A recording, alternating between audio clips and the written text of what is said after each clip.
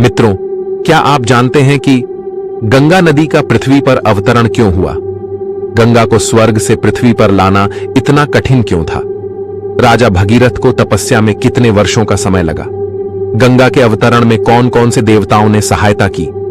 गंगा के पृथ्वी पर अवतरण के दौरान क्या अप्रत्याशित घटना घटी? गंगा के पृथ्वी पर आने के बाद राजा भगीरथ के पूर्वजों को मोक्ष कैसे मिला? आज के इस वीडियो में एक कहानी के आधार पर जानेंगे, इसलिए इस कहानी को बहुत ध्यान से सुनना और कहानी अच्छा लगे तो वीडियो को लाइक करके चैनल को सब्सक्राइब जरूर कर लें। तो चलिए कहानी को शुरू करते हैं। भारत की धरती पर बहने वाली गंगा नदी केवल एक जलधारा नहीं है, बल्कि यह भारतीय संस्कृति, धर्म और आस्था का प्रतीक है। इसकी कहानी का आरंभ त्रेता युग से होता है। यह कहानी न केवल हमारी आस्था को प्रकट करती है, बल्कि हमें धैर्य, दृढ़ता और तपस्या का पाठ भी सिखाती है। यह कथा राजा सगर से शुरू होती है, जो सूर्यवंशी वंश के एक महान राजा थे। वे धर्मप्रिय, शक्तिशाली और समर्पित शासक थे। एक बार राजा सगर ने अश्वमेध यज्ञ करने का निश्चय किया। अश्वमेध यज्ञ में यज्ञ का घोड़ा छोड़ा जाता है और जिस जिस राज्य से वह गुजरता है उसे यज्ञकर्ता की अधीनता स्वीकार करनी होती है। यदि कोई उस घोड़े को रोकता है तो उसे युद्ध करना पड़ता है। राजा सगर का यज्ञ विधिपूर्वक आरंभ हुआ। घोड़ा छोड़ दिया गया और उनके 60,000 पुत्र उसकी रक्षा करते हुए उसके साथ गए। लेकिन देवराज इंद्र, जो हमेशा आशियों और राजाओं की तपस्या और यज्ञ से भयभीत रहते थे, ने राजा सगर के यज्ञ को विफल करने की योजना बनाई। उन्होंने घोड़े को चुरा लिया और उसे कपिल मुनि के आश्रम में छिपा दिया।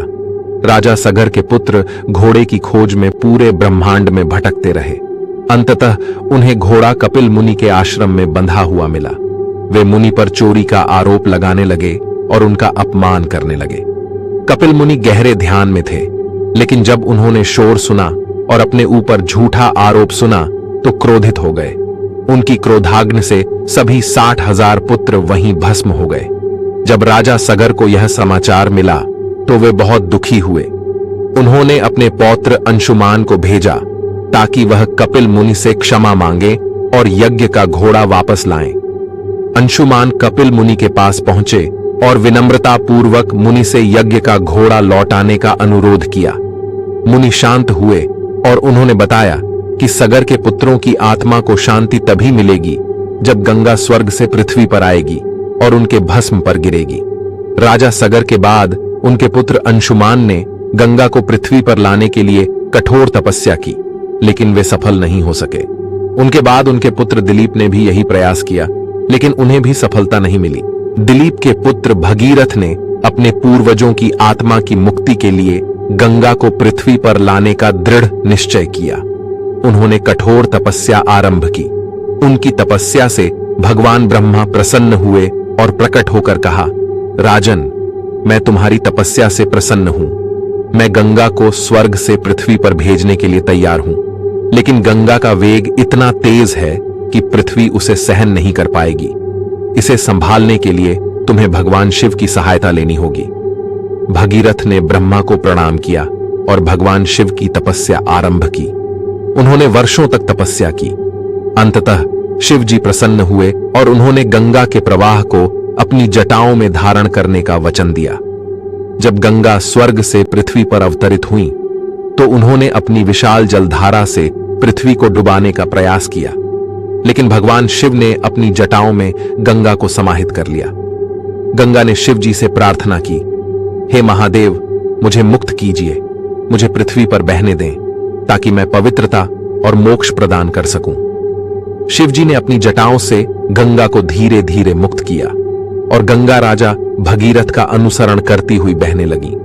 गंगा की धारा राजा भगीरथ के पूर्वजों की भस्म पर गिरी और उनकी आत्माओं को मोक्ष प्राप्त हुआ। गंगा के पृथ्वी पर अवतरण के बाद यह नदी पवित्रता और मोक्ष का प्रतीक बन गई। लोग इसे मां गंगा कहकर पूजने लगे। गंगा का जल इतना पवित्र है कि इसमें स्नान करने से पापों का नाश होता है और आत्मा शुद्ध होती है। धैर्य और तप का महत्व। राजा भगीरथ की तपस्या यह सिखाती है कि धैर्य और दृढ़ संकल्प से असंभव कार्य भी संभव हो सकते हैं। कर्तव्य निष्ठा।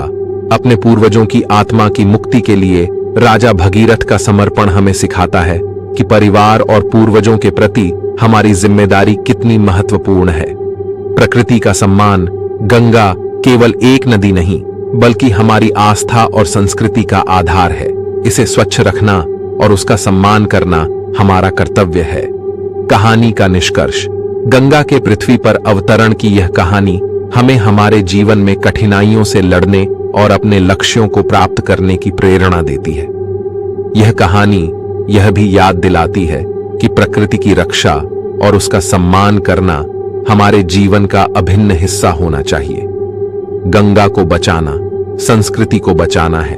तो दोस्तों, उम्मीद करता हूं कि यह वीडियो आपको अच्छा लगा होगा। अगर आपको यह वीडियो पसंद आई हो तो इसे लाइक करें और हमारे चैनल को सब्सक्राइब करना ना भूलें और अपने सुझाव और सवाल कमेंट्स में जरूर बताएं। वीडियो को अंत तक देखने के लिए आप सभी को दिल से धन्यवाद।